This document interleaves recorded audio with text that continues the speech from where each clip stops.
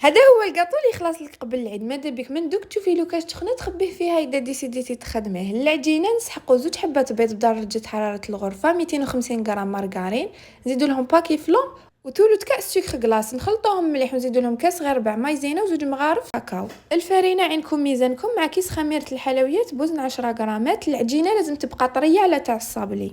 وهنا سيداتي جيبي اي مول تاع السيليكون عندك، من الاحسن تكون فيه ثقبه، ما تعمروش للفوق كامل. اذا حبيتو يجيكم بومبي خليو غير شويه مساحه، اذا حبيتو يجيكم بلاطي ديروا حتى للنص. يطيب لكم حوالي ربع ساعه الى 20 دقيقه على فرن مسخن على 180 درجه. بالنسبه للكراميل تقدروا تشريوه، انا حبيت نخدمه. اذا حبيتو تبعوا لا غوسيت هاي ليكم. نحتاجو السكر اللي ندوبوه، نزيدوا له لا مارغرين. كي يتجانس الخليط مليح نبداو نزيدوا الحليب اللي يكون سخون، نضيفوه على مراحل باش ما يفيضناش. وهنا لازم تخليوه فوق النار واحد 20 دقيقه حتى يتقال لكم.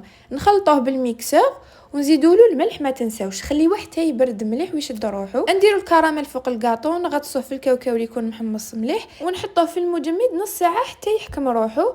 نقلاصيوه بالشوكولا اللي نكونوا زدنا لها الزيت ويكون جاهز. الوصفه هذه شفتها عند قناه واسمها نانو غاتو نورمالمون في اليوتيوب. اذا حبيتوا تروحوا تشوفوها روحوا شوفوها.